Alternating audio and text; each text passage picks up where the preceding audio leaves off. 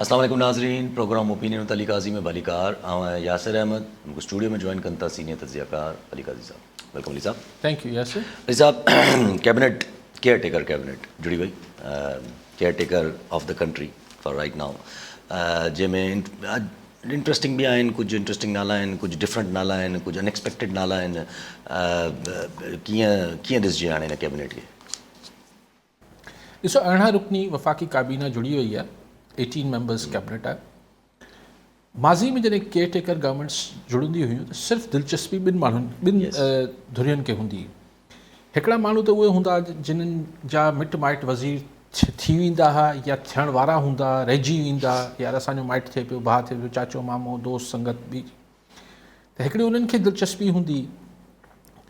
ऐं ॿी दिलचस्पी हूंदी त जेके सियासी पार्टियूं हूंदियूं हुयूं त यार अगरि अहिड़ी निगरान हुकूमत न अची वञे जो असां ते इलेक्शन ते ज़ोरबार करे सघे. जी छाकाणि त ॿिन्ही धुरियुनि खे सॼी ॿिया ॿी ख़ल्क़ ख़ुदा छो दिलचस्पी न रखंदी निगरान सेटअप में. आम माण्हू चङो ख़बर 3 महीननि लाइ आया आहिनि, हलिया वेंदा, हिननि ते कहिड़ी वई हाणे मथोखोरी कजे.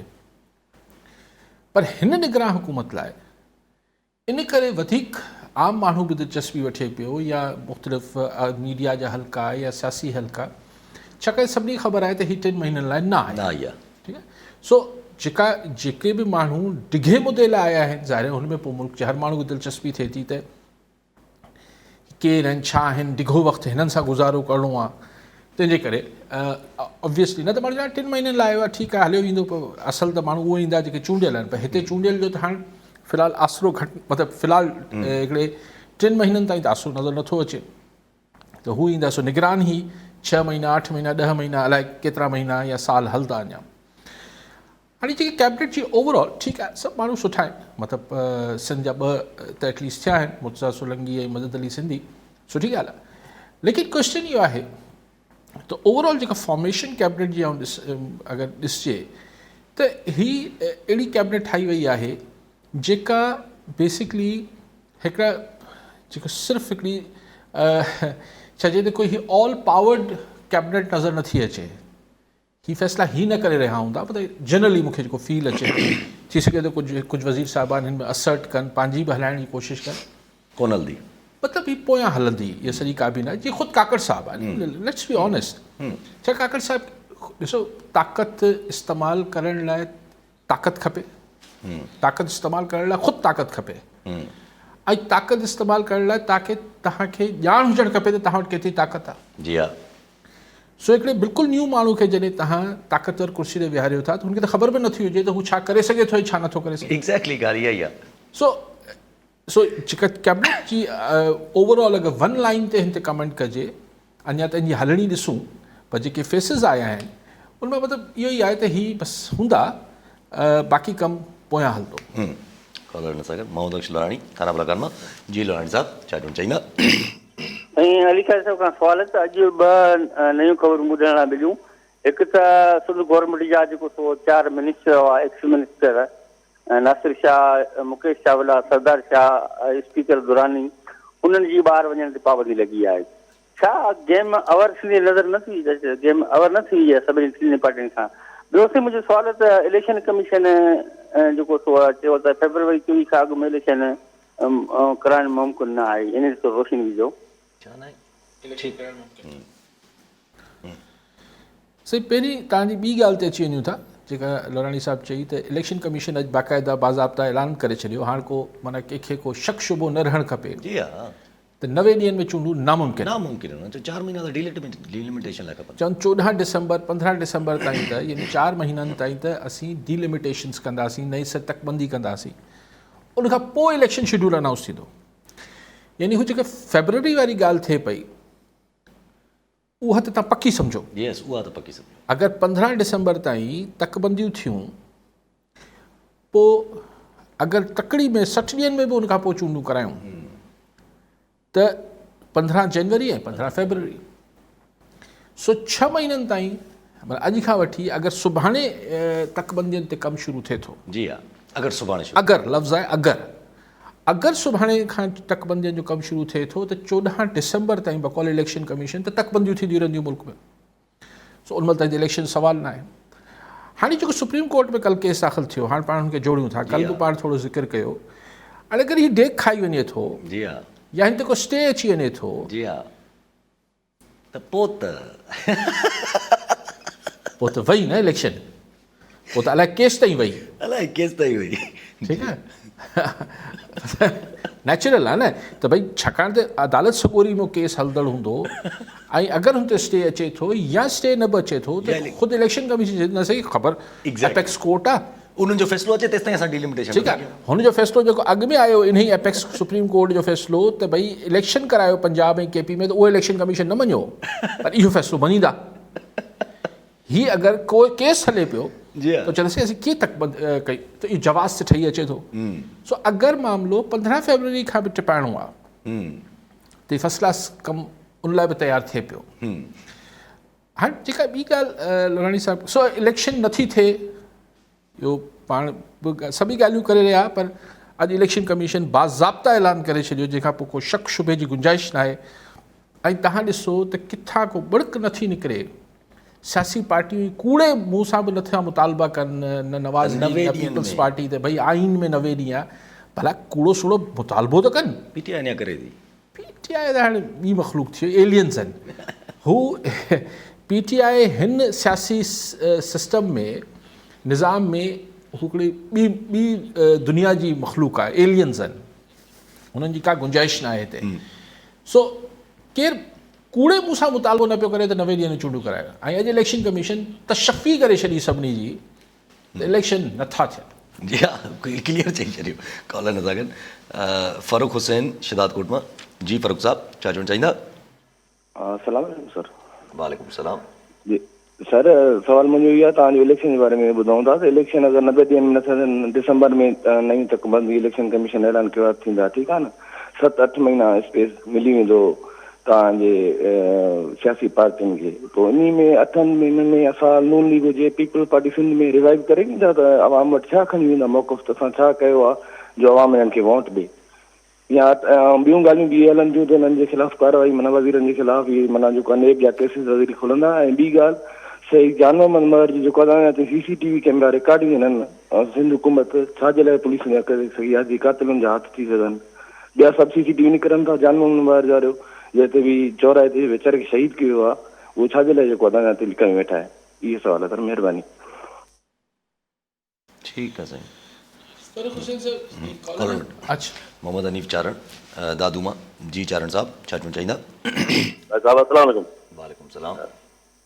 सर काई साहब अर्ज़ो हिकिड़ो त हीअ जेको आहे हुकूमत हाणे ख़तमु थी, निगरान हुकूमत वेठी आहे, पर हाणे चवंदा हिन ख़बर न पवंदी त इलेक्शन कॾहिं थींदी आहे, केॾी को मुदो न आहे, हा न। हाणे असां चऊं था असां आवाम बि इन में ख़ुशि आहियूं त जेको आहे निगरान हुकूमत जेका आहे, जो भली 5-5 रुकनी कमेटी खणी, वज़ीर आला ऐं वज़ीर आज़म खणी 5-5 रुकनी में बि पाकिस्तान हली वेंदो आहे कंदो, पर हीअ जेको आहे मां असां त चऊं था 5 साल इहे वेहनि ऐं जेके पघारूं बचनि, 30 ॾींहं बचे, इहो टोटल माना पाकिस्तान जो कर्ज़ु IFR जो रहे 5 साल, जॾहिं कर्ज़ु लही वञे त उन खां पोइ माना जेको आहे सो इलेक्शन थिए, इलेक्शन जो जेको ख़र्च थो थिए उहो बचे, उहो IFR जे कर्ज़ में लहे, जेको आहे सो असां बि जेको आहे आवाम उन में जे, पर ईमानदारीअ सां को माण्हू इहो जेको हथु विझे, साईं हाफ़िज़ साहिब आर्मी चीफ आर्मी स्टाफ खे अर्ज़ु कंदासीं त माना उहो अहिड़ो ख़त हुजे जंहिंमें उहो सॼो पाकिस्तान जो कर्ज़ु माना जेको मां थिए उन में लहे ऐं सुठो कमु थिए, त असां चऊं था भली इहे 5 साल वेठा हुजनि, भली इहो जेको पाकिस्तान जो ख़र्चु आहे इहो भली बचे, पघारूं, टीए टेलीफोन जा ख़र्च, नौकरनि जा ख़र्च, इहो पाकिस्तान असां आवाम ते बोझ आहे, इहो टैक्स असां बि था भरियूं, साबुणनि ते टैक्स असां था भरियूं, वटनि ते टैक्स असां था भरियूं, हर शइ में हर माण्हू घटि में घटि 20,000 टैक्स थो भरे महीने में, माण्हू पघार 20-30,000 20,000 टैक्स भरे, बुख मरी हाणे सभु आवाम ग़रीब थी वियो आहे। दफ़ा असां चीफ ऑफ आर्मी स्टाफ के साहिब खे इहो अर्ज़ु कंदासीं त भली इहा 5 साल वेठी हुजे, इहो जेको पाकिस्तान जो कर्ज़ु आहे लाहे, पोइ भली जेका बि हुकूमत विहारे भली विहारे, पर पाकिस्तान जो कर्ज़ु लाहे असांजी जान छुटे, इहो अर्ज़ो गॾिजी तव्हां हिन ते रोशनी विझो। फ़ारूक हुसैन साहिब शिदातकोट मां जेको फ़ोन करे पहिरीं ॻाल्हि कई त हीअ 6-7-8 महीना निगरान हुकूमत, सही न 4 महीना थियनि था पूरा, अॼु 17 अगस्त आहे, अगरि तव्हां 17 आहे 16? जी हा, 17 आहे। अच्छा, अॼु जंहिं जो जहाज़ फाटो? जी हा, फाटो। अच्छा, सो 17 अगस्त खां दिसंबर थिया 4 महीना, त 4 महीननि खां पोइ 2 महीना अगरि नियत हूंदी पोइ बि इलेक्शन कराइण जी, त टेक्निकली अगरि फेबररी में इलेक्शन थियनि पिया त कुल ही निगरान हुकूमत 4 महीना बिल्कुलु कंहिं डिस्टर्बेंस खां सवाइ हलंदी ऐं 2 महीना ते इलेक्शन जी गहमा गहमी थी वेंदी आहे। लेकिन इलेक्शन अगरि थियनि ऐं अगरि जो वॾो दारोमदार आहे हिन 4 महीननि ते। यस, अगरि 4 महीननि में को रिएक्शन ही निगरान सेटअप को माण्हुनि खे रिलीफ ॾियण में डिलीवर करण में कामयाबु वियो, जेको ख़ैरु सो त पोइ हीउ जेको 4 साल बाद में दादू मां फ़ोन कयो, इहा डिमांड वधंदी भली हलनि त भले हलनि, असांखे सहूलियत थिए पई, पर बहरहाल हिकिड़ो ॾिसूं त छा थो थिए। उहो जेके कीअं रिलीफ, ख़ैरु उहा हिकिड़ी अलॻि बहस आहे, हुन ते पोइ पाण 6 महीना आहिनि, पाण वटि पिया बहस कयूं हिन ॻाल्हि ते। जेका ॿी ॻाल्हि फ़ारूक साहब शहदादकोट मां चयो, फ़र्क़ हाँ कॉलर कॉलर वठी ॾिनो। अच्छा, हारून किजरी कराची मां। जी किज़ी साहब छा चवणु चाहींदा? जी साईं, अस्सलाम वालेकुम साईं। ॿ ॻाल्हियूं करणियूं हुयूं। पहिरीं ॻाल्हि त उहा त कल्ह जेको मूं ॻाल्हि कई हुई हुनजी मीडिया ऑक्सीजन जी, उहा फ़क़ति जेका त झाड़ेलनि जी ऐं उन्हनि जे वीडियोज़ लाइ हुई, हुननि बाक़ी ख़बरुनि लाइ न हुई। इहा ॻाल्हि बि हिते रही। पर ॿी ॻाल्हि जेका साईं चवे थो त भई अगरि सुप्रीम कोर्ट जो जेकर को फ़ैसिलो थियो त अगरि में इहो बि थी सघे थो त सुप्रीम कोर्ट तकड़ में फ़ैसिलो ॾेई ऐं इहो जेको CCI जो फ़ैसिले खे रद्द करे, छो जो CCI जे फ़ैसिले में हिकिड़ो वॾो लेखुना आहे त निगरान वज़ीर आला जेके आहिनि उन्हनि फ़ैसिलो कयो आहे, बुनियादी फ़ैसिलो।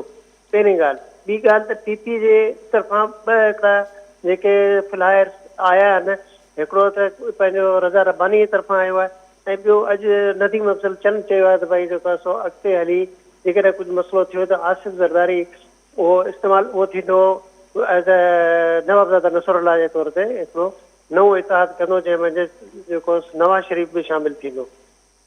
Thank U. ठीकु आहे साईं, इलाही सारी ॻाल्हियूं गॾु कोशिशि कयूं। फ़ारूक हुसैन साहब शहदादकोट में ॿी ॻाल्हि कहिड़ी कई? साईं चयो त पीपल्स पार्टी वारा कीअं छाजे लाइ वेंदा, कहिड़ो मुंहुं खणी वेंदा, मतिलबु न हू चवनि पिया त हीअ जेको ख़बरूं हलनि थियूं, इहे लोराणी साहब बि ॻाल्हि कई त कुझु पीपल्स पार्टी जे वज़ीरनि लाइ त हुनखे स्टॉप लिस्ट में, यानी हुननि खे मुल्क खां ॿाहिरि वञण ते हुननि जा FIA खे नाला ॾिना विया आहिनि त हिननि खे ॿाहिरि न वञणु ॾिनो वञे। इहो अॼु एक्चुअली किथां हली आहे ख़बर, इहा सोशल मीडिया जी ख़बर न आहे, इहा अॼु उर्दू अख़बार में अॼु छपी आहे। हुन में त नाला कोन आहिनि अख़बार में, पोइ सोशल मीडिया ते नाला बि शुरू थी विया, पोइ हीअ थी विया। उहो ख़ुदि ख़बर बि तव्हां पढ़ो त उहा ख़बर को एतिरी पेर ॿधी न ॾिनल आहे, हू बि हीअं थोरी ॿुध सुध आहे वधीक। लेकिन अगरि ईअं आहे त उहा ॻाल्हि साम्हूं थी वेंदी। अञा को FIA या ऑफिशियल सोर्स, ख़ुदि अख़बार जो रिपोर्टर बि चए पियो त को ऑफिशियल सोर्स हिन खे कंफर्म न पियो करे। सो हाणे कहिड़ी ख़बर त हीअ ख़बर ॾिनी वई आहे, हिकिड़ो फीलर हयो वियो आहे मार्केट में, जिथे ॻाल्हि उछलाए ॾिसजे त रिएक्शन छा पियो अचे। ऐं थोरी ॿी धुर खे बि, हाणे मिसाल पीपल्स पार्टी जो ज़िक्र थियल आहे हुनमें, त पीपल्स पार्टी जा हाणे ऐं अख़बार बि जंग अख़बार आहे, उनमें नाला अहिड़ी ख़बर छपिजे थी। जी हा, त ज़ाहिर अॼु पीपल्स पार्टी वारा कुझु थोरो हर को सोचींदो न मुंहिंजो नालो त कंहिंजो नालो अलाए कंहिंजो नालो आहे, ऐं हिक ॿिए खे फ़ोन करे पुछंदा हूंदा, बाबा तुंहिंजो नालो वञी ॾिस ॿाहिरि दुबई निकिरी ॾिस, जहाज़ में केरु एयरपोर्ट ते रोके त कोन थो तोखे। त इहो हिकिड़ी हुननि खे बि हिकिड़ो थोरो झटको अची वियो। ऐं हिकिड़ो पब्लिक मां बि ॾिसजे त फीडबैक छा थो अचे। कॾहिं कॾहिं ख़बरूं ओॾीमहिल हूंदियूं न आहिनि, उहे हिकिड़ी फीड थींदियूं आहिनि मीडिया खे, मीडिया वारा को ॼाणी कंहिंजो इस्तेमालु पाण वॉलंटियरली न थींदा आहिनि, पर इस्तेमालु थी वेंदा आहिनि अणॼाणाई में। ऐं मूंखे ख़बर न आहे हीउ किसो छा आहे। त हाणे उहो जेको फीडबैक, हाणे जिन्हनि अगरि हीअ हुन मक़सद लाइ ख़बर हुई त पोइ ॾिसबो त हिन जो हाणे फीडबैक छा असेस थी रहियो आहे, छा जिथे बि का नोटिंग थी रही हूंदी त हिन ख़बर जो अगरि ईअं थिए त पोइ माण्हुनि जो रिस्पॉन्स छा हूंदो, ख़ुशि थींदा माण्हू या नाराज़ थींदा, उहो हाणे असेसमेंट थी रही हूंदी। लेकिन कहिड़ी ख़बर सही बि हुजे, ऐं नथो चई सघां, पर ख़ुदि ख़बर जो स्ट्रक्चर नथो ॿुधाए त हुजे न पेर ॿधी चइबो आहे त ईअं आहे किसो ठोस ख़बर। ऐं ॿिए कंहिं हंधा बि ख़बर कंफर्म न पई थिए, सो कंफर्म थिए त पोइ हिन ते वधीक ॻाल्हाईंदासीं। कॉल वठी ॾियो, अख्तर मैसर पीरकोट मां। जी मैसर साहब छा चवणु चाहींदा? साईं काज़ साहब खां सवाल हुयो, राणीपुर वारो अचो जेको आहे सो नींगरी फातिमा वारो, त जॾहिं असद छा प्रेस कॉन्फ्रेंस कई त प्रेस कॉन्फ्रेंस में चयईं त असां वटि मुरीद ईंदा वेंदा आहिनि ऐं असां वटि मुअल माण्हू ज़िंदा थींदा आहिनि। हैरत जहिड़ी ॻाल्हि आहे त उन में मीडिया वारा सभु नुमाइंदा वेठा हुया ऐं उन मीडिया वारनि ते तनक़ीद बि थी आहे। ऐं तनक़ीद जे असांजो जेको अलाइक़ो आहे पीरगोठ जे पसगिरदाई जो अलाइक़ो असां सम्झा आहियूं, असां वटि ईअं ई थींदो आहे त असां त ईअं जीअं न मेंह खे पकोड़ा खां वठी कंहिं किले सां ॿधबो आहे, असां त ईअं ई वोट बि ईअं ई ॾींदा असां त इन माहौल में असां वटि 2 बैरिस्टर गुलाम मुस्तफ़ा मैसर ऐं बैरिस्टर ज़मीर गुमरो निकिरी आया। त अॼु बैरिस्टर गुलाम मुस्तफ़ा मैसर ट्वीट करे चयो आहे त हैरत अहिड़ी ॻाल्हि आहे त इहे साहब इन जी ॻाल्हि ॿुधनि कीअं पिया, जॾहिं त इहो बैरिस्टर साहिबु जॾहिं जोखे साहिबु नाज़िम जोखे क़तलु थियो हुयो त उन MPA जो वकील थियो हुयो। MPA खे जॾहिं हथकड़ियूं न लॻियूं हुयूं त उते कोर्ट में हिकिड़े पासे 104 वकील हुया, हिकिड़े पासे इहे हुयो ऐं MPA साहिब खे जज साहिब खे उन बाक़ाइदे उन ते मुतवक़ो कयईं त हिनखे हथकड़ियूं नथा हणी सघो तव्हां हीअ जेको आहे त अहिड़े टाइम ते इहे माण्हू फिरी वञणु वरी ॿियनि ते तनक़ीद करणु ऐं छा इहो साफ़िन खे जुगाए थो त इन असद शाह जी इन बाइकाट न पिया करे सघनि प्रेस कॉन्फ्रेंस। ठीकु साईं, अलाह बख़्श बुगियो मोरमा जी। बुगियो साहब छा चवणु चाहींदा? साईं अस्सलाम वालेकुम। साईं साहब पुछणो था इलेक्शन कमीशन शेड्यूल अनाउंस बंदनि जो हाणे तकबंदी जेकॾहिं 15 दिसंबर ते थियनि त माना इलेक्शन हिन साल नथी थिए, निगरान हलंदी 7-8 महीना, वरी काई साहब बकोल त भई जेकॾहिं को कोर्ट बि हले थो त पोइ अञा ॿियो हलियो। हीउ कहिड़ो तरीक़ो आहे? ऐं असांजे मुल्क जो छा थींदो आख़िर? जीअं काबीना बि ठही वई, हे बि ठही आहे, निगरान भला सालनि में हलंदा छा? हिकिड़ा त हलनि था पंजाब ऐं KP खे बि। हाणे इलेक्शन ठीकु आहे, हाणे यादि तव्हां मूंखे ॾियारी, मूंखे बि छा यादि अचनि हाणे ॻाल्हि किसी अली साहब हुसैन साहिब हिकिड़ी आख़िरी ॻाल्हि कई त छो जानमद शहीद जी महर जी जेके CCTV कैमरा जी फुटेजिस आहिनि छो नथी रिलीज़ कजनि? बिल्कुलु, लेकिन शायदि हाणे GIT ठही आहे, इन्वेस्टिगेशन थी रही हूंदी, हुन चाहींदा हूंदा त ॾोहारी भॼी वञनि, पर परे खां CCTV कैमरा में ॾोहारी अगरि रिलीज़ त थियणु खपे, ख़बर पए माण्हुनि खे त कहिड़ो ई दर्दा कई, हिकिड़ो तमामु तकलीफ़ ॾींदड़ वाक़ियो थियो आहे, माण्हुनि खे ख़बर त पवणु खपे कीअं थियो। जेको सीन जी जेका मर्डर सीन जी मंज़रकशी मुमताज़ बुखारी पंहिंजी अख़बार में कई आहे उहो त सम्झो त अचे, पर अखियुनि सां ॾिसण जो हिकिड़ो ॿियो आहे, ॾिसण त खपे छा थियो। जी हा, जी हा। पोइ साईं कंहिं फ़ोन कयो? पोइ खिज़री साहब फ़ोन कई, न पोइ चारण साहब फ़ोन कई, जंहिंमें चारण साहब सॼो पंहिंजो इहो दास्तान ॿुधाई त कीअं 5 साल भली हलनि, 10 साल हलनि, असांखे अगरि रिलीफ ॾेई सघनि था त केयरटेकर गवर्नमेंट कर्ज़ु लहे बसि मुल्क अच्छा साहब, पर हिन में ख़र्च सिर्फ़ु तव्हांजो MNA MPA जी पघारनि जो बचंदो, बाक़ी त बाक़ी वज़ीर त ॾिसो हिननि 12 वज़ीर रखिया आहिनि, सिंध हुकूमत बि रखंदी, पंजाब त वज़ीरनि जो त थोरो घटि ख़र्चु हूंदो, थोरा वज़ीर घटि हूंदा हिन में, त वज़ीरनि जो ख़र्चु त लॻभॻि साॻियो हूंदो, ब्यूरोक्रेसी जो ख़र्चु बि लॻभॻि साॻियो हूंदो, सभु कुझु साॻियो हूंदो। सिर्फ़ु जेको ख़र्चु बचंदो MNA MPA जी पघारनि जो ऐं उनजो जेको एयर कंडीशन हलनि था हॉल में, उनजी बिजली जो असेंबली बंदि उन सां तव्हां अगरि सम्झो था त कर्ज़ु पाकिस्तान जो लही पवंदो, कर्ज़ु पाकिस्तान जो $100 बिलियन खां मथे आहे, ऐं हर रोज़ु डॉलर जेको आहे उहो रुपयनि में वधी वञे थो। सो ईअं त सही 100 साल बि इलेक्शन न करायो त हिन पैसनि मां जीअं साईं चारण साहिबु चए थो, इन पैसनि मां त कर्ज़ु नथो लही सघे। सो लॉजिक का ॿी अगरि तव्हां वटि आहे त इलेक्शन न थिए त उहो तव्हांजी मर्ज़ी आहे, पर छाकाणि चारण साहिब से चयो त असेंबली मेंबरनि जी पघारूं बची पवंदियूं, इन सां मुल्क जो कर्ज़ु लही पवंदो, त चारण साहिबु तव्हां हिसाबु करे वठो, ईअं न आहे। ईअं न आहे, कर्ज़ु त छा कोन लहंदो, पर व्याज जी रक़म बि पूरी कोन थींदी। खिज़री साहब पोइ सुवाल कयो त खिज़री साहिबु चवनि था त ठीकु ॻाल्हि साईं पॉइंट आउट कई त इहो बि त सोचणु खपे त अगरि सुप्रीम कोर्ट हिन CCI जे फ़ैसिले खे नल एंड वॉइड करे छॾियो, उॾाए छॾियो, त पोइ त 90 ॾींहंनि में चूंडूं कराइण लाइ बहानो ख़तमु थी वेंदो। पोइ इलेक्शन कमीशन वटि बहानो इहो ख़तमु थी वेंदो त असीं फेबररी में डिलिमिटेशन कयूं था, हीअ कयूं था। पर खिज़री साहिबु अगरि इहो थियो त इहो आउट ऑफ स्क्रिप्ट हूंदो, इहो पोइ अपसेट जंहिंखे चवंदा आहियूं यार ही गैर मुतवक़ा शइ हूंदी, जीअं पंजाब जो, ऐं जिन्हनि बि स्क्रिप्ट हिन निगरान हुकूमत जो लिखियो आहे ऐं जीअं बि हुननि जी रिथाबंदी आहे, हुननि वटि बि इहो ख़दशो हूंदो त तंहिंजे करे हुनजो बंदोबस्तु कयो वेंदो, त मतिलबु कोशिशि थींदी त अहिड़ो को, लेकिन बहरहाल अदालत सॻोरी आहे, पंहिंजो फ़ैसिलो करे सघे थी। Yes I agree with you त इहो अपसेट थी सघे थो, पर उहो अपसेट सॾिबो, प्लैनिंग न सॾिबी। बाक़ी राणीपुर वारे वाक़े ते मैसर साहब ॻाल्हि कई त मैसर साहब मूंखे तव्हां सम्झायो त इहो जेको चइबो आहे त यार सहाफ़ी वेही ॿुधनि कीअं पिया, ॾिसो पोइ छा सहाफ़ी अॻिते वधी, हर को माण्हू ऊंधी ॻाल्हि करे पियो, उनखे अॻिते वञी चॿो हणी छॾी, छा कनि या उथी हलिया वञनि। हाणे हीअ जेका हिकिड़ी अजीब मज़ाक़ा खेज़ नॉनसेंस ऐं जग खिलाइण ऐं जग खे जे साम्हूं एक्सपोज़ हू माण्हू थियो आहे त चए थो त जेके आहिनि मोल ईंदा आहिनि जहिड़ा थी ईंदा आहिनि, अगरि मीडिया बाइकआउट करे वञे त तव्हांखे ख़बर कीअं पए त हुन चयो छा आहे। सहाफ़ी खां इहो तवक़ो हीअ त सही सियासतदाननि जो ऐं हिननि जो ॿियनि हीअ जेको चओ था त बसि हुते विढ़ी पओ सहाफ़ी ठोशा वोशा हुनखे हणी वठनि, या इहा तवक़ा ई ग़लति आहे।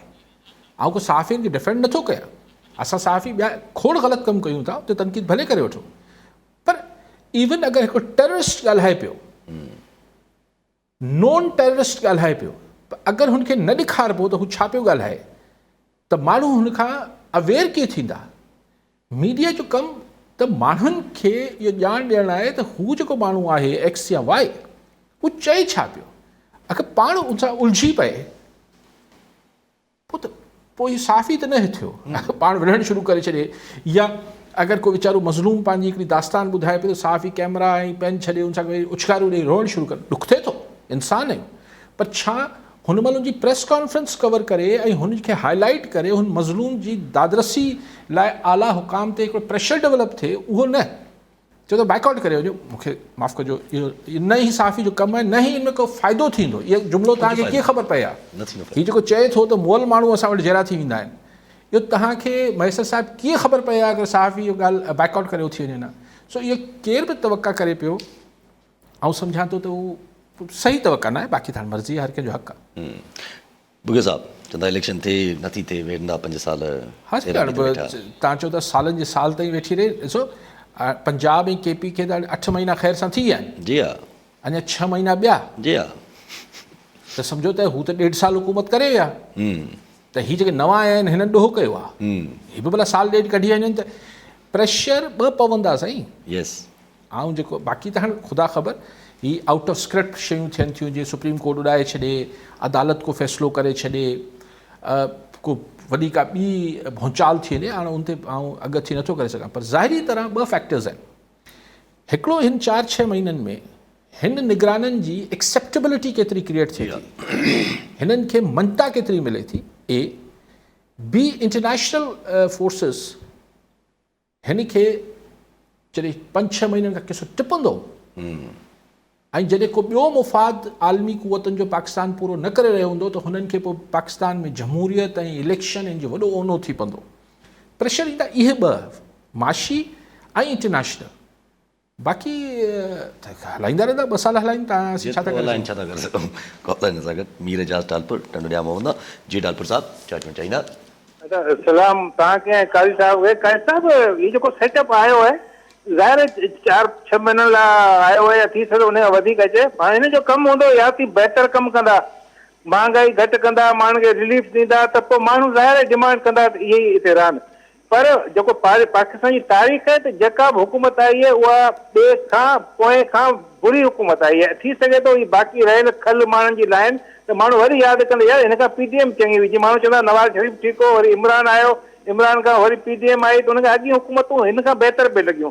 थी सघे थो हिन जी माण्हुनि जी रहियल खल लाइन ईअं थिए। ॿियो अथो साईं दंगल थींदो जॾहिं बंदियाल वेंदो ऐं काज़ी फाइज़ साहिबु ईंदो, कोर्टूं फ़ैसिला कंदियूं, सीनियर जज हूंदा, तॾहिं ख़बर पवंदी धुंध किथे वञे थी। हू त स्टैंड वठंदा न, हीउ फ़ैसिलो सही बि कंदा, स्टैंड कोन था वठी सघनि। हुकुम कयनि 90 ॾींहंनि में इलेक्शन थिए, कोन थी, हिननि त को तोहीन अदालत जो हिननि खे नोटिस ई कोन ॾिनो, छाकाणि कंट्रावर्शियल आहिनि। ख़ुदि कोर्टनि जे हिन जजनि हिननि खे कंट्रावर्शियल करे छॾियो आहे। माण्हू हिन ते एतबार कोन था कनि, जीअं हिननि जूं इहे बेंचूं ठाहींदा रहिया ऐं नवाज़ शरीफ़ खां वठी फ़ैसिला ॾींदा रहिया, त ज़ाहिर सेप्टेंबर में जॾहिं बंदियाल को वेंदी हू ईंदा त आउं सम्झां थो त या त दंगल थींदो या वाइंड अप कंदा सॼे सिस्टम खे। इहो काई साहिब खां सवाल, महिरबानी। ठीक है साईं बी कॉलर सफ़र नकवी हैदराबाद में। जी नकवी साहब क्या कहना चाहेंगे? अस्सलाम वालेकुम बेटा यासिर, अल्लाह सलामत रखे। काजी साहब आपको भी सलाम हो, खुश रहें सर। काजी साहब रोजाना जो मामला बन रहे हैं और पाकिस्तान को पूरी दुनिया में इस वक्त जिस तरह खूबसूरत तरीके से नुमायां किया जा रहा है मीडिया में, सर कल जो ये हादसा हुआ फैसलाबाद में जड़ावाला में, एक शख्स ने लोगों को कॉल करके सड़कों पे बुला लिया और एक बिरादरी के खिलाफ उन्होंने कई गिरजा घर जला दिए, उन्होंने जो सब घरों को जला दिया। सारी दुनिया में हमारा तमाशा और मजाक बन रहा है। سر ہم علم سے بے بہرا ہیں، یہ ہمیں محبتیں ختم ہو گئی ہیں. یہ پیر صاحب نے جو رانی پور میں ایک بچی کا وہ یعنی ہمیں کیوں دور رکھا علم سے، ہمیں اویئرنیس سے کیوں دور رکھا قاضی صاحب؟ یہ کیسے ختم ہوگا؟ کیا یہ اسکول رہے گا گورنمنٹ کے پاس کہ جب چاہے مسلم عیسائی جھگڑا کرا دیں، جب چاہے شیعہ سنی جھگڑا کرا دیں، جب چاہے کسی تنظیم کو آگے لا کے سڑکوں پہ آگ لگوا دیں؟ سر ہمیں پتہ نہیں کب ہوش آئے گا، کب آپ یہ دیکھیں کہ ہم ایک دوسرے سے محبت کرنا. ہمارے نبی صلی اللہ علیہ وسلم نے ادیان عالم سے کبھی بھی انہوں نے نیگیٹو بات نہیں کی. انہوں نے کہا قرآن مجید دوسری کتابوں کی تصدیق کے لیے آیا ہے. میں پچھلے انبیاء کی تصدیق کر رہا ہوں. یہ میسج کیوں نہیں دیتے لوگ ہمیں؟ کیوں انہوں نے شرنک مائنڈڈ کر دیا؟ قاضی صاحب پلیز روشنی ڈالیے گا سر. میر اعجاز صاحب पहिरीं ॻाल्हि कई त चयूं त बाक़ी त हुननि कोई हिकिड़ो तज़ियो ॾिनो त हीअं थींदो ऐं फाइज़ ईसा साहिबु ईंदव त पोइ दंगल थींदो, हीअं थींदो या सिस्टम रैप अप थींदो. साईं पर हुनजो जेको हिन ॻाल्हि जो ऐं सिर्फ़ु हिन ते कॉमेंट कंदुसि मीर साहिबु, बाक़ी त मीर साहिब जो पंहिंजो ओपिनियन हो त बंदियाल साहिबु कॉन्ट्रोवर्शियल आहे सही, त पोइ काजी साहिब खे करण में घणी देरि लॻंदी? जी हा. ॾिसो कॉन्ट्रोवर्शियल को पब्लिक में त को मामिलो न हो न. हिकिड़ी पॉलिटिकल फोर्सिस ऐं मुख़्तलिफ़ फोर्सिस अहिड़ी क़िस्म जी जुडिशल एक्टिविज़म खे कॉन्ट्रोवर्शियल करे छॾियो. अंदरि बि रिफ्ट थी वियो त रिफ्ट ईअं पाणे थी वेंदा आहिनि. मीर साहिबु तव्हांखे बि ख़बर आहे, मूंखे बि ख़बर आहे. इहे काज़ी फ़ाइज़ ईसा साहिब खे जॾहिं हुनजे ख़िलाफ़ु रेफरेंसिस दाख़िल कया पे इमरान ख़ान जे दौर में, हिन में हिकिड़ी तरीक़े सां हुनखे बि कॉन्ट्रोवर्शियल कयलु. पोइ वरी जॾहिं पासो सो इहो को आर्ग्यूमेंट बाक़ी आउं तव्हां सां तव्हांजो ख़्यालु आहे ऐं हुन ते डिस्कशन करे सघूं. पर इहो चवण त हीअ इन करे न करे सघियो ऐं हू करे वेंदो त साईं जेको सबबु तव्हां हिन लाइ चओ था त हीअ कॉन्ट्रोवर्शियल थी आहे त ॿिए खे करण में असां वटि घणी देरि लॻंदी आहे. असां वटि देरि ई न लॻंदी आहे. ॿी ॻाल्हि अच्छा बाकी ज़फ़र नकवी साहब छो तो जी नकवी साहब देखिए जिन लोगों का धंधा पानी इन्हीं चीज़ों पर होता है ना नकवी साहब, उनको किसी दर्स से, किसी पैगाम से, किसी नसीहत से अगर वो सुधर जाए नकवी साहब तो फिर तो क्या बात है. वो तो कुछ भूले भटकों को तो आप दर्स देकर उनको कर, लेकिन जो दानिस्तन जिनकी दाल रोटी, मिसाल एक आदमी करप्शन करता है, बोले आप इस पर यार एक लेक्चर दिया करें रोज़ 1 घंटे का कि लेक्चर ये हराम भी है मजहबी तौर पर, माशरती तौर पर, हर तो वो अपनी करप्शन छोड़ देगा क्या? जो डाकू है वो डाका डालना बंद कर देगा क्या? तो ये भी जो मामलात हैं, ये जो फितना है, ये जो हम फ़िरक़ों के नाम पर, ये जो हम ज़बान के नाम पर, मज़हब, इसमें बहुत सारे लोगों की दुकानें चलती हैं सर जी. तो वो कोई किसी के लेक्चर से और भाषण से, तो मैं हमेशा यही कहता हूँ नकवी साहब कि ये मोहब्बतें जो आम आदमी, ये आम आदमी तो मुलविस बहुत ही कोई इक्का दुक्का आप मान लें, लेकिन अफसोस ये होता है कि अभी जब मणिपुर का इंडिया पर सारी दुनिया हंस रही थी और उनका हंस रही थी क्या मतलब एक मजम्मत कर रही थी, उस वक्त एक नाहिल, एक बिल्कुल ही नामाकूल किस्म की ये मखलूक है जो ये हरकतें करती है या करवाई जाती है. जो भी हुआ है खामखा में पाकिस्तान को लाके उनके साथ खड़ा कर दिया. ये सब हरकतें तो अभी भारत में हो रही थी. मतलब एक जहालत का मुजाहरा हुआ ना. देखिए बात यह है कि वो जो उनकी मतलब क्रिश्चियंस के ये गिरजाघर है वो भी तो आखिर इबादत गाहें हैं ना. उनकी मुकद्दस किताब है तो भाई वो हम भी मानते हैं कि इंजील को, या हम नहीं मानते हैं बाइबल को, हम भी तो मानते हैं. तो ये क्या मंतक है? तो इसमें मैं समझता हूँ जहालत का अंसर अपनी जगह है, लेकिन इसमें और अंसर दानिस्ता ऐसी हरकत करने का अंसर भी, जिनकी दाल रोटी होती है, जिनकी एक चौधराहट चलती है इस बात पर, वो भी एलिमेंट शामिल होता है. तो इन चीज़ों को फिर सिर्फ सियासी ताकतें ख़त्म कर सकती हैं. ये ज़ियाउल-हक़ के ज़माने में ये बीज बड़ी शिद्दत से फैलाया गया था, वो अब गले में है. हल करने की बात नहीं होती. बाकी कॉलर नज़र अकील अहमद शिकारपुर में. जी अकील साहब छा चवणु चाहींदा? अस्सलाम वालेकुम भाई. वालेकुम सलाम. अरे सवाल तो असां रोज़ानो अली काज़ी साहब खां फ्रीक्वेंटली कंदा आंदा आहियूं. हाणे सवाल असांजो हीअ आहे त इलेक्शन त माना हाणे हिकु त लेट थी वई, माना डिसंबर ताईं बि न थींदी, वरी जो थी त फेबरवरीअ में इम्कान आहिनि जो जॾहिं माना उहो शेड्यूल ठहे. ॿियो त वरी 12 मार्च ते फस्ट रमज़ान अल मुबारक 2024 में माना रमज़ान अची वेंदो त इलेक्शन थींदी न, या त वरी उहो बि महीनो मिस थी वेंदो हिकु. हाणे असांजो सुवालु असुल इहो आहे त अली काज़ी साहब थोरो इन ते रोशनी विझे त इलेक्शन कमीशन में अहिड़ा आइनी या के अहिड़ियूं शयूं उन में अची वञनि जेके बि असांजा नुमाइंदा चूंडियल अचनि या जेके थियनि त उहे फेयर त हुजनि न। जेके MNA MP आहिनि जंहिं करप्शन कई, हाणे हिकिड़ी हुकूमत मुदो पूरो कयो आहे त हाणे उन्हनि जा मिनिस्टरनि जा नाला था अचनि त साईं हिननि ॿाहिरि मुल्क नथा वञी सघनि, त पोइ इन खां बहितर न आहे त पहिरीं स्क्रूटिनी तमामु सख़्तु कई वञे, फेयर कई वञे, जो नुमाइंदा सही बीहनि, वोट सही थिए, हल्का बंदियूं फेयर ऐं ट्रांसपेरेंट थियनि पंहिंजे। ठीकु साईं। अकील साहब, इहो इलेक्शन कमीशन नथी करे सघे, इहो माण्हुनि खे एहतिसाब करिणो पवंदो। माण्हू अहिड़नि माण्हुनि खे छो था चूंडनि जेके मतिलबु तव्हां शिकारपुर मां फ़ोन पिया कयो, मूंखे ख़बर न आहे सिटी मां कयो पिया कयो, तव्हांखे ख़बर न आहे त केरु केरु आहे, केरु छा हो ऐं केरु अॼु छा आहे। इहो इलेक्शन कमीशन छा थी करे, कागज़नि में लिखंदी त कागज़नि में हुननि जे नाले ते त कुझु बि न हूंदो आहे। इहो पब्लिक इहा छंछाड़ करे सघे थी। इहो जेको कागज़नि जी जेका छंछाड़ इलेक्शन कमीशन करे थी, उहो कुझु नथी करे सघे इलेक्शन कमीशन। मतिलबु कुझु न सम्झ आहे त उहो इफेक्टिव थींदो ई कोन, उहो विक्टिमाइज़ेशन हूंदी। लेट द पीपल डिसाइड कि मतिलबु माण्हुनि खे इहो करणु खपे, जेसि ताईं न कंदा बाक़ी हाणे साईं ॾिसो, ही वरी उहा ॻाल्हि त वज़ीरनि जी ॿाहिरि वञण जी पाबंदी आहे। ॾिसो, हीअ हिकिड़ी थ्योरी हले थी यासिर, उन थ्योरी में केतिरो वज़न आहे न आहे उहो ख़बर न आहे, पर हिकिड़ी पाण खे वेठा आहियूं, कचहरी में वेठा आहियूं, त हिकिड़ी सेक ऑफ डिस्कशन आहे। त हिकिड़ी थ्योरी इहा आहे त मुल्क में हिन 6-8 महीननि 10 महीननि में जेको बि अरसो ही आहे, हिन में जेको IK जो त कमु लथो पियो आहे, PTI जो त ब्लैकआउट आहे। हाणे ॻाल्हि इहा आहे त जेको हुन जे ख़िलाफ़ु ऑपरेशन जे करे जेको मुख़्तलिफ़ इदारनि ॾे रद्दमल आहे माण्हुनि जो, त भई तव्हां करायो आहे, तव्हां करायो आहे, ऐं हीअ जेको कुझु मुल्क में थिए, इहो ऑफसेट करण लाइ या हिन खे कंपनसेट करण लाइ बाक़ी जेके धुरियूं आहिनि उन्हनि खे बि हुननि में बि हथु विझे त उतां ताड़ियूं वॼाइजनि जेके बि हुननि जा मुखालिफ़ आहिनि। ॾिसो न, मतिलबु हाणे नवाज़ लीग आहे, पीपल्स पार्टी आहे, MQM आहे, NP आहे, मतिलबु जेके मुख़्तलिफ़ पार्टियूं, ज़ाहिर सभु जा सभु त हिननि सां गॾु बि कोन्हनि। त हिकिड़ो जेको त भई ही सभिनी सां हाणे इवन हैंडेड थिए पियो, त पोइ को अहिड़ो मॉडल ठाहिजे मुल्क में जिते हरू भरू ऐं नथी तालिबान वांगुरु सियासी पार्टियूं ख़तमु करे छॾिजनि, अफ़गानिस्तान में जीअं थियल आहे, पर मतिलबु इजिप्ट टाइप मामिलो, को अहिड़ो मामिलो जिथे हरू भरू को घणी सियासी पार्टियूं घणो हू न हुजनि ऐं साफ़ सुथराई हुजे, किथे बि हरू भरू। ऐं हींअर छाकाणि त हिकिड़ो पब्लिक में रिएक्शन त मौजूदु आहे न, हिकिड़ो रिएक्शन आहे इमरान जे ख़िलाफ़ु, PTI जे ख़िलाफ़ु, हिकिड़ो रिएक्शन PDM जे ख़िलाफ़ु बि आहे न, हीअ जेके 15 जमातूं 15 महीना हुकूमत करे वयूं आहिनि, हिकिड़ो रिएक्शन हिननि जे ख़िलाफ़ु बि आहे।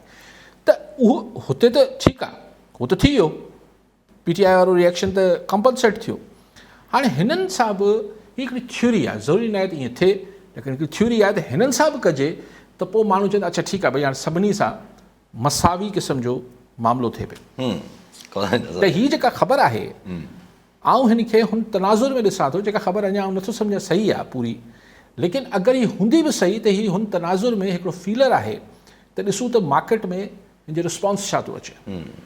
पर वाई पीपल्स पार्टी ॿियो छो न कॉलन डॉक्टर रियाज़ रंधावा मातलीमा जी। डॉक्टर साहब छा चवणु चाहींदा? अस्सलाम वालेकुम यासिर साहब, अलीकाई साहब, अस्सलाम वालेकुम। वालेकुम अलीकाई साहब, इलेक्शन त को साइंस कोन्हे, कोई एॾी वॾी ॻाल्हि कोन्हे। 87 खां वठी मां नौकिरी में रहियो आहियां, प्रिज़ाइडिंग ऑफिसर में रहियो आहियां, मूंखे ख़बर आहे ऐं सची नॉलेज आहे त छा थिए थो, छा थिए इलेक्शन में, कीअं रिज़ल्ट आहे। ऐं चवां थो जीअं असांजे तालके मातली में 126 पोलिंग स्टेशन आहिनि ऐं 250 वर्कर हुजनि न पोलिंग एजेंट, ऐं चवां थो बिल्कुलु साफ़ ऐं शफ़ाफ़ वोटिंग थी सघे थी। तव्हां हिन ते तबसरो कयो त जेकॾहिं आवाम चाहे, ॿियो त आवाम में शऊर एतिरो अची वियो आहे अलीकाई साहब, मुंहिंजी तारीफ़ कोन्हे। हीउ तव्हांजो प्रोग्राम यकीन कयो सॼी सिंध ॾिसे थी ऐं इंशा ताला हीउ जेको चवंदा आहिनि न, हिकिड़ो को शागिर्द हो, हुन ग़लती कई, हुनखे चयो वियो त बाबा हीउ 10 दफ़ा लिख, हुन 10 दफ़ा लिखियो, हुनखे उहो सोच यादि अची वियो। हीउ तव्हां जेको असांखे चओ था न त बाबा सोची सम्झी वोट ॾिजो, यकीन कयो असांखे यादि थिए पियो असीं इहे तव्हांजूं महिरबानियूं आहिनि, तव्हांजूं महिरबानियूं, असां सोची सम्झी। ठीकु साईं। रंधावा साहब बि चयो, अकील साहब बि चयो त यार इलेक्शन, डॉक्टर साहब बि चयो, ईअं रंधावा साहब त इलेक्शन फेयर थी सघनि थियूं। अकील साहब शिकार में चयो थियणु घुरिजनि, ऐं ॿिन्ही सां इतफ़ाक़ थो कयां, थियणु घुरिजनि ऐं अगरि नियत हुजे त थी बि सघनि थियूं। लेकिन हल हू स्कीम ऑफ थिंग्स में शइ फिट नथी अचे, छाकाणि त अगरि फेयर इलेक्शन थींदी त पोइ त ख़ल्क़ ख़ुदा जी मर्ज़ी हलंदी न, उहा फ़िलहाल पोइ सो फ़िलहाल शायदि न आहे, उहो एजेंडा ते न आहे फ़िलहाल मामिलो मुश्किल। लेकिन जेके साईं ॻाल्हि कनि पिया त अवाम, बिल्कुलु अवाम जो शऊर असां तव्हां खां त आम जेको कलेक्टिव विज़डम हूंदो आहे, इज्तिमाही फ़हम बिल्कुलु आहे। लेकिन माफ़ु कजो डॉक्टर साहब, अल्लाह करे त इहो मूंखे हिन इलेक्शन जॾहिं बि थिया इलेक्शन साल में ॾेढ में जॾहिं बि थिया, अल्लाह करे त ग़लति साबित थिया ऐं माण्हू वाकई में कारकर्दगी ॾिसी वोट ॾियनि। माण्हू करप्शन ज़ीरो टॉलरेंस शो कनि त यार जंहिं ते करप्शन जो टिको बि आहे उनखे वोट न ॾिबो। ॾिसो अच्छा, इहा जेका पंहिंजी ॻाल्हि हले पई उहा ख़बर जे बारे में, त अगरि फिलर बि आहे त छो पीपल्स पार्टी छो आहे सिर्फ़ु, इन में नून लीग जो नालो छो न आहे? न ॾिसो, सिंध जी ॻाल्हि थियल आहे, एग्ज़ैक्टली, त सिंध में नवाज़ लीग किथे आहे? पोइ पंजाब जी बि ॻाल्हि हुजे हा। हा त हूंदी, तव्हां नेक्स्ट फेज़ में ॾिसी वठंदो, उहो हुते ईंदी। जी हा, जी हा। अगरि फिलर आहे, अगरि त मतिलबु मूंखे ख़बर न आहे छा आहे, ॾिसो हाउ कैन आई से, मुंहिंजी ख़बर न आहे। लेकिन हीअ जेका ख़बर आहे इहो बेसिकली हिकिड़ो डिस्कशन जो मौज़ू त थी वई आहे न, उतां सोशल मीडिया खयूं आहे, उन में नाला बि विझी छॾिया अथसि। जी हा, ओरिजिनल ख़बर में को नालो कोन्हे, जेको पाण न सम्झे जेको चइबो आहे न, to whom it may concern. So जेको बि कंसर्न थिए उहो पाण ॾे सम्झे। सो ही हिकिड़ी सो तव्हां चयो पिया त हीअ छो, ज़ाहिर ॻाल्हि त ईअं ई थींदी आहे न, हिकिड़े खां ॿ पोइ ॻाल्हि अॻिते वधंदी आहे, पर लेट्स सी के फीडबैक छा थो अचे। अच्छा, पर पोइ हुन में पोइ एक्सपेक्ट कजे, छो जो केयर टेकर चीफ मिनिस्टर जो नालो तो as according to you know मतिलबु जेको न्यूज़ बि आहे, जेको त ख़बरूं मिलनि पियूं त पीपल्स पार्टी जे बि हा आहे, MQM जी बि हा आहे केयर टेकर CM ते, ज़रा केयर टेकर कैबिनेट ते बि ज़रा इन जी हा घणी ज़्यादा मुतासिर मतिलबु हिकिड़ो अप्लाई थींदी, त पोइ उहे पीपल्स पार्टी ते टारगेट कीअं कंदा? ॾिसो, मूं किथे चयो त पीपल्स पार्टी टारगेट कंदा, मूं त तव्हांखे हिकिड़ी थ्योरी ॿुधाई त हिकिड़ी थ्योरी इहा आहे, कई शयूं कुक थींदियूं आहिनि, पची रही हूंदियूं आहिनि, पर ज़रूरी न आहे त उहो पची करे हंधि कनि। मुख़्तलिफ़ ऑप्शन्स हूंदा आहिनि, थ्योरीज़ हूंदियूं आहिनि जिन ते कमु थी रहियो हूंदा आहे। This is one of the theories, I am not saying कि इहो ज़रूरी ईअं आहे। बाक़ी जेसिताईं तव्हां ॻाल्हि कई त अॼु पाण ॾिठो रिटायर्ड जस्टिस मक़बूल वाकर साहब खे, तव्हां बि ॾिठो हूंदो, ओथ खणी वरितऊं। मूं त पहिरियों दफ़ो साईं खे ॻाल्हाईंदे ॾिठो। बुज़ुर्ग आहिनि, काफ़ी मतिलबु उमिरि रसीदा आहिनि, ऐं पोइ तव्हां सम्झो था त जीअं मूं वफ़ाक़ लाइ चयो त तव्हां सम्झो था त हिते बि जेको आहे ही हुकूमत सभु कुझु हिननि जी मर्ज़ी सां थी रहियो हूंदो।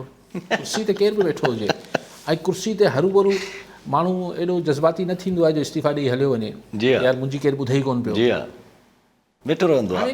न चऊं त बहितर आहे न, कुझु शयूं अंडरस्टूड हूंदियूं आहिनि। अच्छा, ज़ाहिद हुसैन साहब journalist caretaker prime minister Kakar साहब लाइ पंहिंजे हिकिड़े आर्टिकल में लिखियो त की हुननि खे मिसिंग पर्सन जे बारे में ज़्यादा कंसर्न न आहे। पंहिंजे हिकिड़े इवेंट जे बारे में ॿुधायो त मां मुलाक़ात कई हुई हिकिड़ो चकर जंहिंमें हू चवनि पिया त तव्हांखे मिसिंग पर्सन जो इशू छो थो ज़ाहिर थिए।